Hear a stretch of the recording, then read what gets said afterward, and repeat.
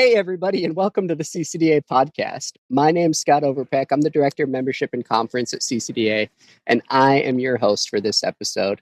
Today, I am so excited that we get the opportunity to talk about the city of Richmond and the greater metropolitan Richmond area, and I've got some great guests joining me. We've got Pastor Nathan Walton and Marti Williams, and I just really love to take a couple of minutes and just ask them if they'd introduce themselves, share a little bit about their story, the work that they do, and just their connection to the city. Marti, would you start us out? Sure. Hi, everyone. We are so excited to have you guys come into the Metro Richmond area or later on this year. We have a nonprofit called Into the Neighborhood and also a church called Life Transformation Church that is really geared towards our community as well as the recovery community for folks that are struggling with substance use disorder. And so we are going into really hard places. Richmond is the second largest recovery community in the United States. And so we are going to that community, doing a lot of listening, working with them, and in creating new programs and new things for them to do, and inviting them into a micro church of Life Transformation Church to learn about things of God so that they can actually name their higher power as Jesus if they're willing to, or if they're spiritually curious, they can also come there as well. My connection with CCDA is started in 2011. I had moved into the inner city of Richmond in 2005 and had learned a lot of things and had struggled with a lot of things and had a lot of questions to ask. And the immersion program was how Lewis and I both got involved in this and got completely immersed into the philosophy of CCDA and have done our best to implement that in our everyday walk around lives and through our ministry. It's great. Thank you for sharing. That's really cool. The immersion is such a cool experience. I got to do that, and actually brings us to our next guest. Nathan, will you talk a little bit about the same things? Sure. So I'm Nathan Walton. I serve as co-lead pastor of a church called East End Fellowship in the East End of Richmond.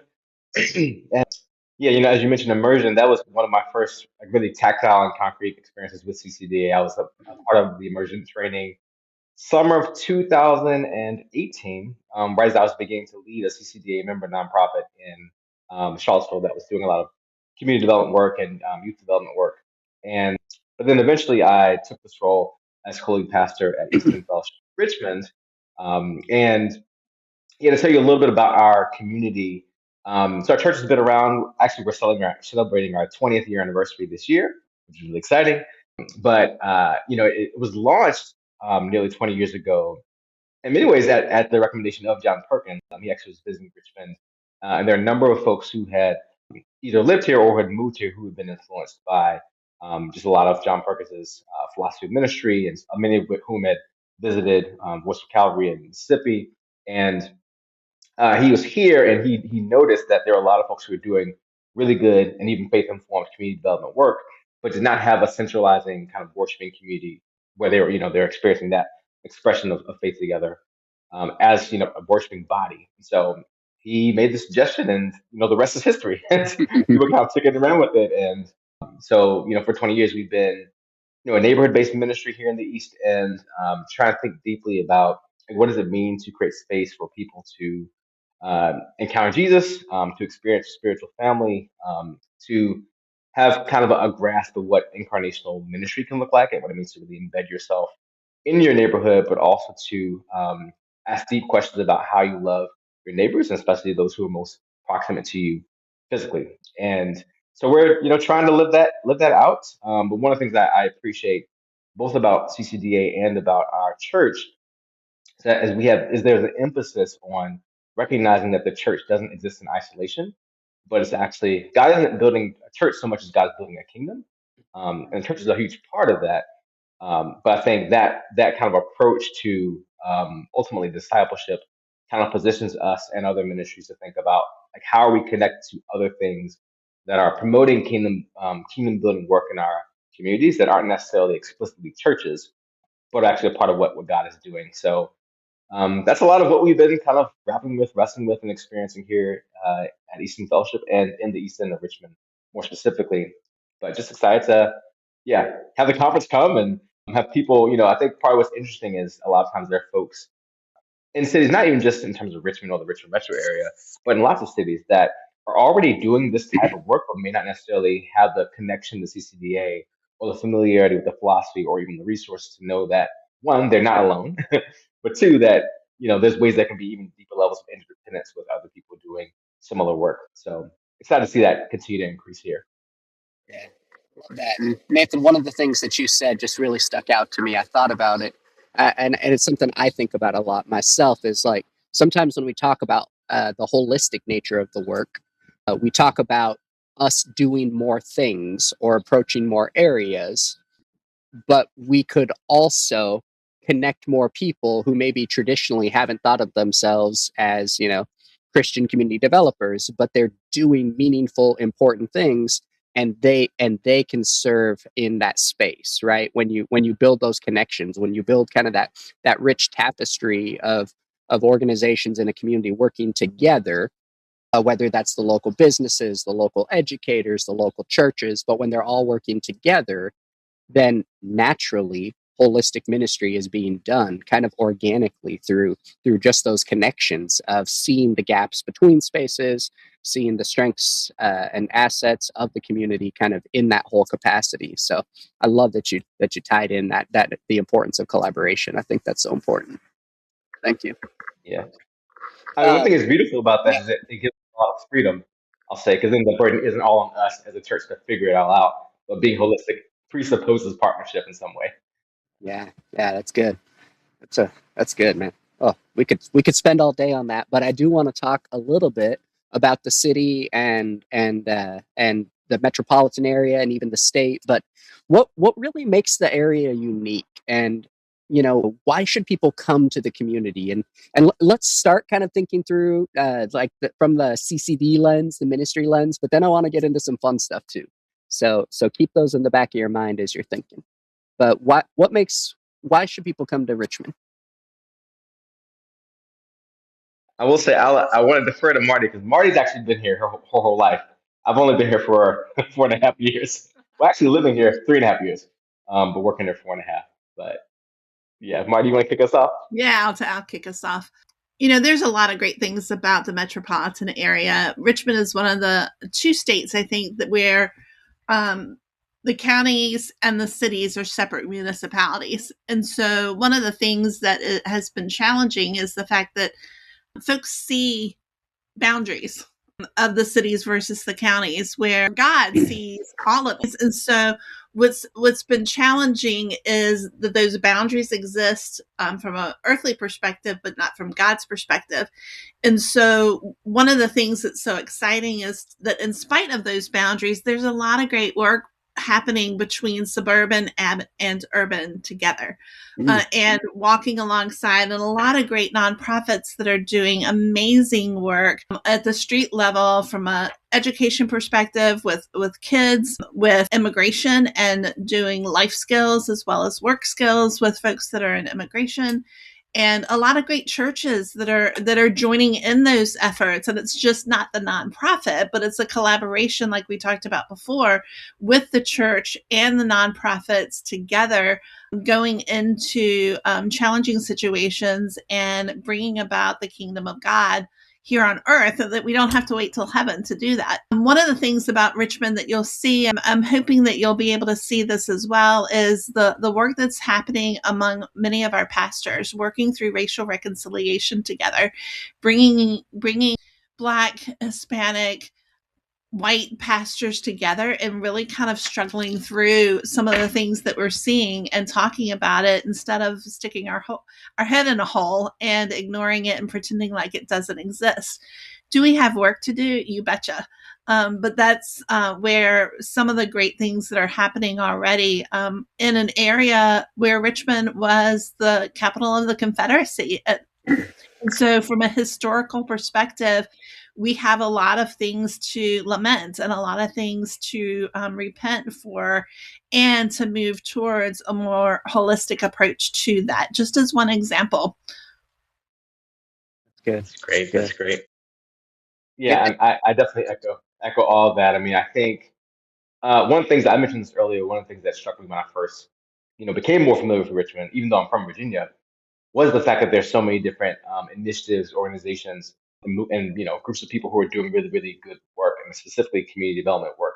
But I think what's been really beautiful about that has been the chances when I've seen where collaboration also happens, because it's easy to do a lot of things and have a lot of people starting things, but to actually see people make solid attempts to work together. And I think it happens in at least two different ways, right? There's situations where like two groups are saying, hey, we realize we're doing similar things or we're doing complementary work, let's collaborate.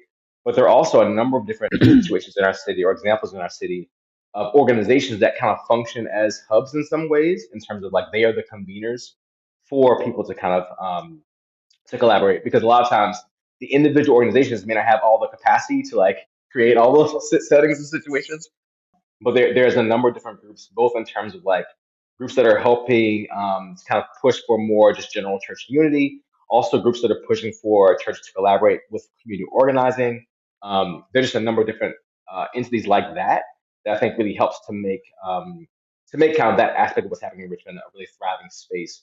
And I can even think about 2 weeks ago I got an email from a pastor saying, "Hey, there's a group of us who are trying to get together, a few pastors to talk about how do we equip Christians in Richmond for nonviolent direct action, given our current political moment, all the things happening in our society."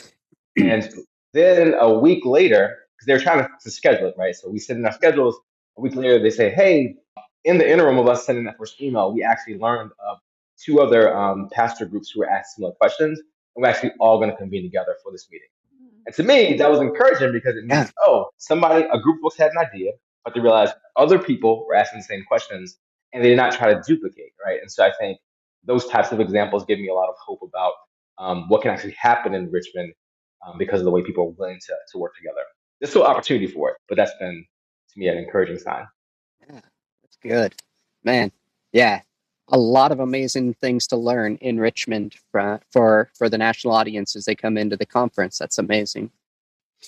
So you guys, we've hung out a bit, so you've gotten to know me a little bit. So I'm gonna transition here. It's gonna be a little bit of a hard pivot, but I want to know, what's your favorite place to hang out for a good meal or drink? Where we're gonna go hang out when I come to town, right?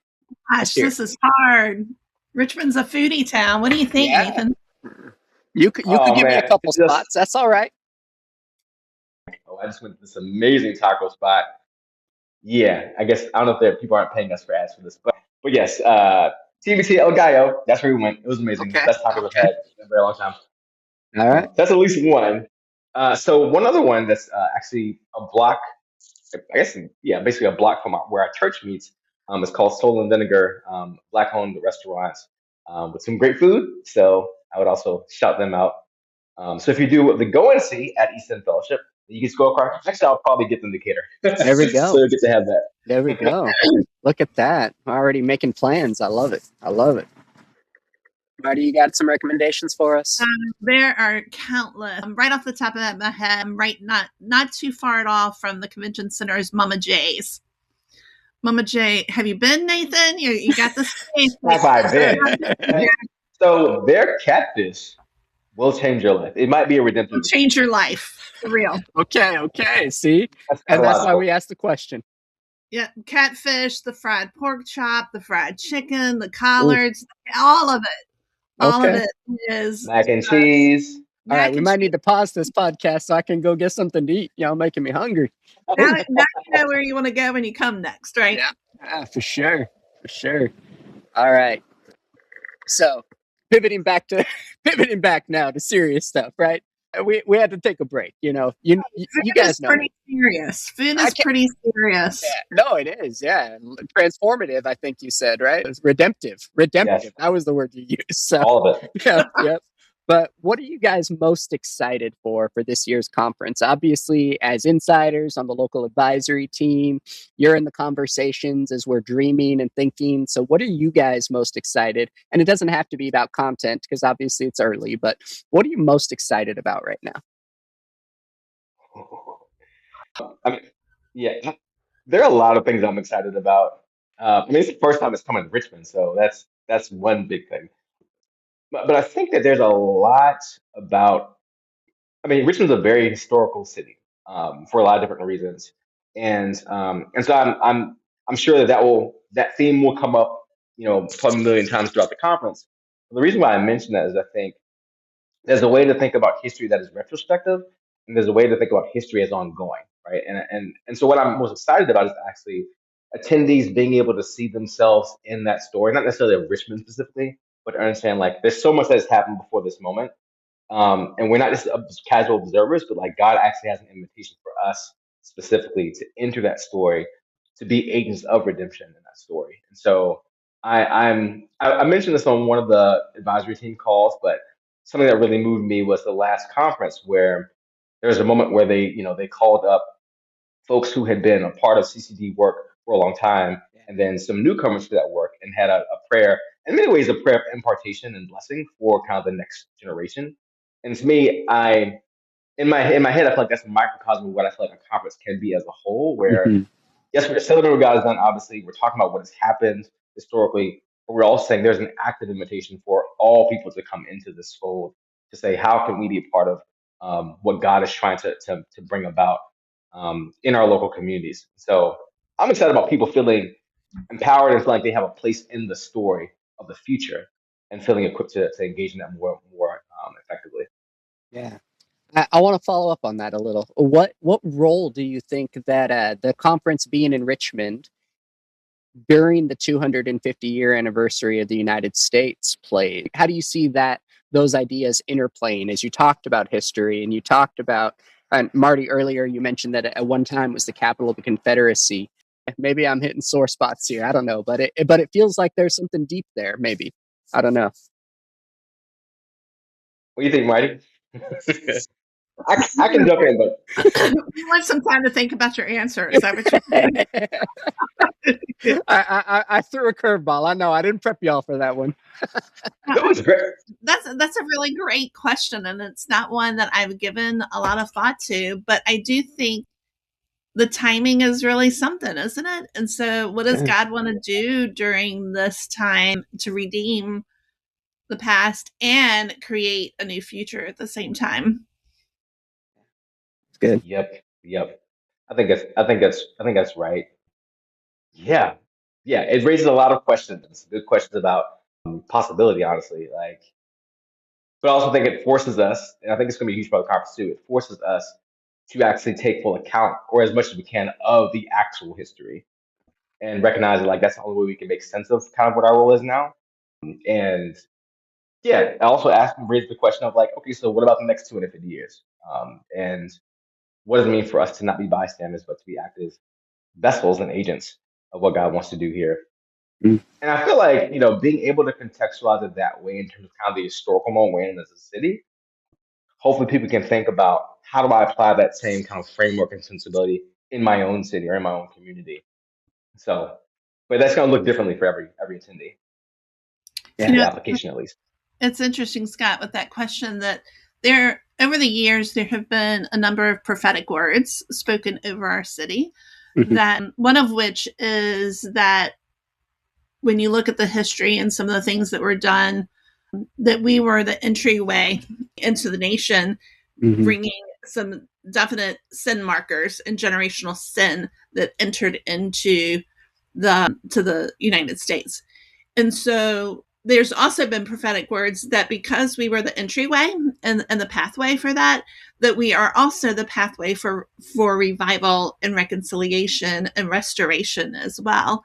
And so I can't think of a better time for CCDVA to be here and potentially be a part of that and moving towards bringing that healing not just to our city and our state, but to the nation as a whole. think we might have just found a conference speaker, Marty. My goodness, that's a word right there. Let's see here. Yeah, now I got to try to find my way back to my notes. Oh, ooh, that was really good. Thank you. Yeah, obviously, I know there's a lot of media about 250, and just thinking about that has been on my mind a lot. So I just love hearing you guys' thoughts. It's really good. So this year the theme is going to be "Behold," based on Isaiah 43:19. And so I just kind of want to talk. What does that mean to you as we start to think about fleshing that out for the conference and what we're going to be? What does that mean to you personally? What does that mean to your city, your community, the broader metropolitan area, the state of Virginia? What are we thinking about right now as we think about this concept of "Behold" in Isaiah 43:19? Do you mind if I read the scripture? Please. Okay. You're always allowed to read the Bible with me, I promise. All right, so this is the ESV. Isaiah 43:19 reads, "Behold, I am doing a new thing. Now it springs forth. Do you not perceive it? I will make a way in the wilderness and rivers in the desert."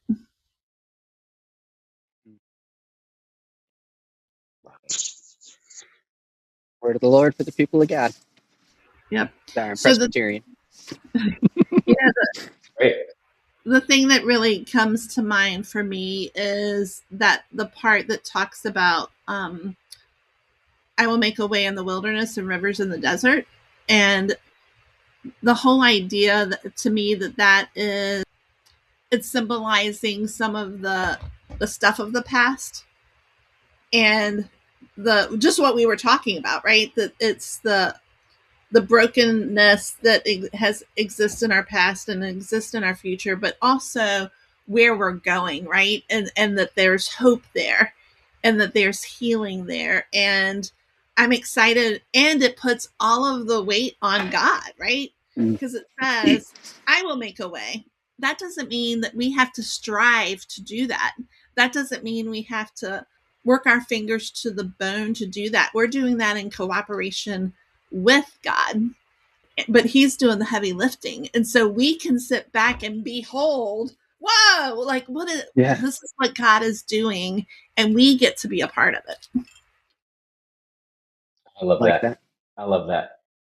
Yeah, I mean, I love this verse, and something that makes me think a lot about is how there's so many people in our society who are really tired, really weary. Some, I mean, discouraged, some disillusioned, and a lot of that is because of things that we do see, right? Like it's really easy to see the things around us that are broken or hard. And so what strikes me about the verse is kind of two things. One, the fact that it's saying that we need to see that God is doing a new thing. But the other thing is the fact that it says now, because it doesn't. That's good. It doesn't always feel like now is the moment when God is doing something, because our gaze is often on the things that are hard. And so I think one of the things that pushed us to do is say, like, what does it mean to actually have eyes to see what God is doing, and to choose to believe that God is doing something even when it looks like there's chaos all around us. Yes, that's good. Because easy to name it when things are going great. It's like, oh yeah, I can see the God doing this and that and that. But God is actually always active. But I think it's a spiritual discipline to be able to be willing to practice believing that and practice living in light of that truth. Because I feel like a lot of times truths feel theological more than experiential. And so what does it mean for us to move from just believing it to really living in an embodied way that reflects an affirmation that God is actually doing something new? And I think it pushes us to think about the role of testimony and like the emotional sustainability of the work that we're all engaged in, because we need to tell the story of what God is doing to help us and even know how to identify that. Because it can be easy to even dismiss good things as like, oh, well, that's a fluke, or like that's a random thing. But in reality, that could be the hand of God. And if that's the hand of God, then God actually is worthy of our praise in light of what God did, versus us dismissing it because we're comparing it to what's broken in our world. And so I love the behold, and I love the new and the now. Yeah. So one of the things I've been reflecting a little bit on, and it's actually really interesting, right before this verse was chosen, I was in Central Florida with my family. My mom and stepdad and a lot of my family live out there. And we did the springs, right? The springs are famous places to go, right? In Florida, you get to see all the wildlife. It's this constant temperature year round. And when you go to the springs, the way that they kind of market it or talk about it is the idea is that you're getting into or onto the springs, right? But that's not actually true. You're getting onto a river that is fed by a spring. And when you look at this verse, it talks about springs, and then it talks about the rivers, right? You can't see a spring. A spring is underneath feeding the river, right? It's this unseen element. And I think that there's something there, and I don't know what it is, so I shouldn't have said it out loud because I started this sentence without knowing where it was going to land. But there's something there, this idea that underneath it all, something is happening that we can't quite see, but it's making the conditions that we're seeing, the positive movements forward, the collaborations that are happening, those moments of hope, they're actually being fed by something much more powerful that we can't always notice or perceive.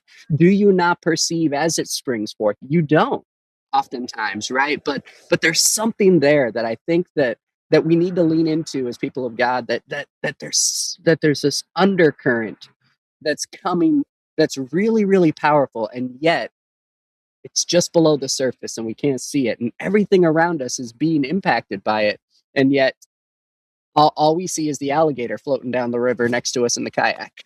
But something is happening underneath the surface, but we can't see it. And so when it says behold, it's like, behold this thing you can't quite understand, you can't quite see, but it's there.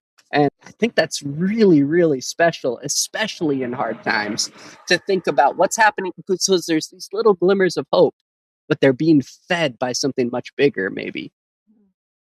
I don't know. What do you see that God's kind of moving in the community around metropolitan Richmond? What do you guys see in God doing right now?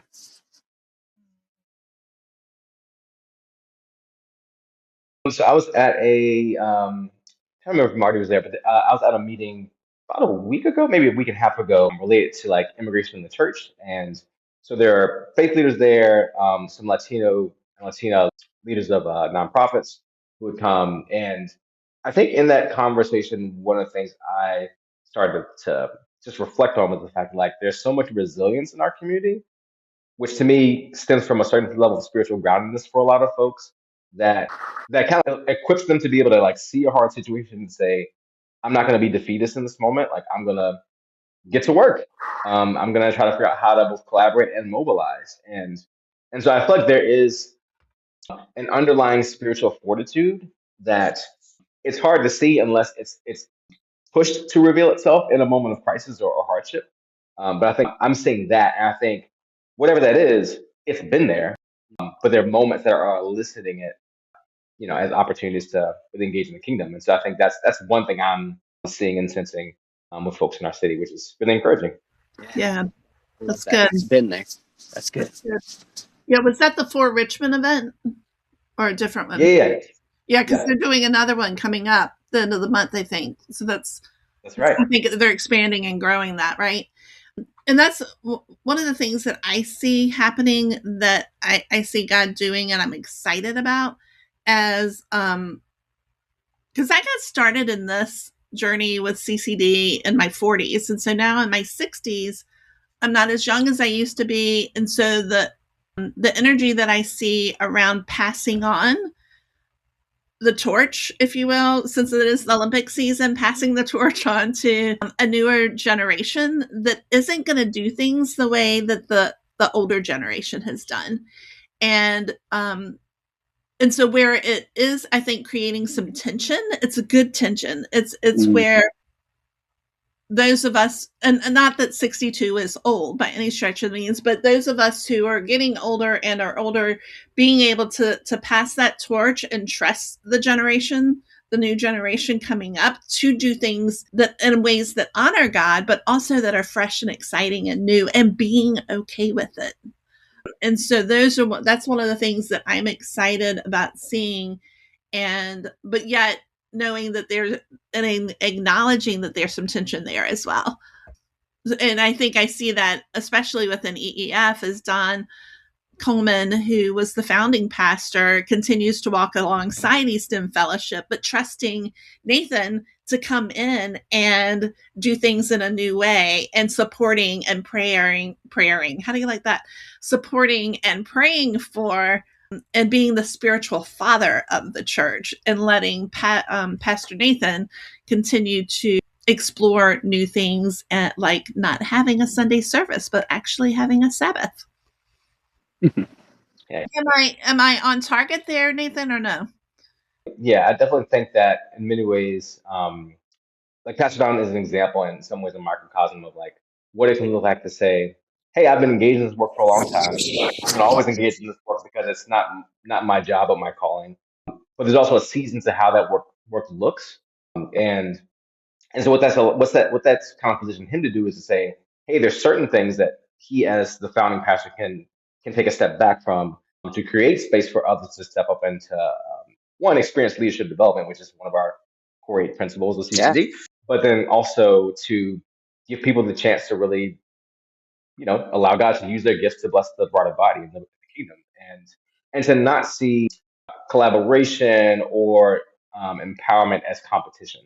Yeah. And I think that's an important, it's a really helpful thing and a healthy thing for churches and church leaders to normalize. And so I don't think he's alone in that. I think there are others who are doing that as well. But he's I think, a helpful example of how that can look. Yeah. Yeah, that's really good. Yeah, internally, we've been talking a lot about what does it look like to move from active leadership to kind of advisory leadership. That's how we've been framing it a little bit. And those conversations are so important and missing from a lot of, as you think about leadership development, it's always one person developing all the other leaders, but there hasn't always been good guides or conversation about how leadership development also involves eventually finding a way to step back, and what does that look like. So it's really good. I'm really excited to explore that more as we continue towards conference. So I think you guys have kind of touched on this a lot throughout the course of our conversation, but we generally end every podcast with this question, and I'm still going to ask it, even if you guys just repeat everything you just said. We'll just start from the beginning again. It'll be really fun. But how do you see the CCD philosophy at work in your community? Now, I know you guys have tied that into nearly everything you've said already, which I love, but I want to hear a little bit about that if you guys have something specific you want to play out. There's so many things. Like in my head, I'm going through the Rolodex of all 8 principles and like examples, but I also think they're kind of macro level ways of thinking about it too. Um, Gosh. So one emphasis that's been true for the entirety of CCDA's history and beyond that has been like indigenous, and not just leadership development, but indigenous leadership development. And in terms of like people who've grown up in a specific neighborhood and that type of thing. And there are a lot of examples in our community of organizations that recognize, there are a lot of folks who are part of these organizations who are transplants, who just don't have history, don't have necessarily the relational connections or relational capital. And they recognize, oh, there are people here and who have answers to their own problems. There are people here who have leadership ability. There are people here who should be empowered if they aren't already empowered, and who should have seats at decision-making tables. And I think it's been encouraging to see that as a way of both embodying empowerment as a CCD principle and also leadership development for those who are from this community, as opposed to primarily viewing them as recipients of some form of social or spiritual services. And so that to me is one really helpful thing. I think the other thing I'll say, which I did allude to before, is like I think that being holistic as one of the core principles should presuppose some level of partnership, because no one's going to be an expert on all things, Yeah. and no one's going to have all the different resources, right? So if we're going to have like an assets-based kind of approach to our work, that also presupposes that we're going to kind of take into full account the broader ecosystem of what God is doing here to see how those things can be connected to one another and be mutually supportive. And so, yeah, I mean, there's a whole lot more I could say, but those are a lot of things I see now. I see the empowerment of indigenous leaders, and I also see a decent amount of collaboration between entities to provide more holistic support, but also just more holistic connection to people. So Yeah, that's good. And the only one that I would add to that Nathan, because that's really good, is the church-based side. Thinking about First Baptist Ashland, for example, that is really spearheading some of the immigration work that's happening up in Hanover.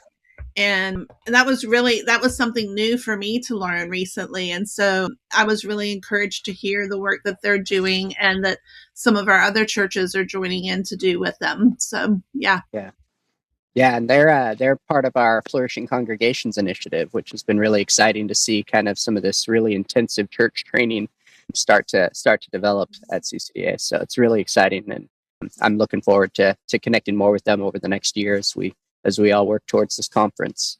Thank you guys so much. This is so fun. I just love both of you and just have had such a good time already. I think I'm supposed to start wrapping up, but I don't want to. I want to just keep hanging out with you. But I think I will because I don't want anyone to be upset with me. So thank you all for listening to the CCDA podcast. Thank you, Nathan and Marty, for joining us. If you guys want to learn more about CCDA, get involved, or connect with Nathan and Marty, be sure to check out the show notes of the episode. Obviously, we need you to subscribe on Apple Podcasts or Spotify or wherever you get your podcasts. It's important to note that this podcast is produced by Sarah Callan in association with Christina Four. We'll be back with another episode featuring CCD practitioners who are committed to seeing people and communities experience God's shalom. And we will see you then.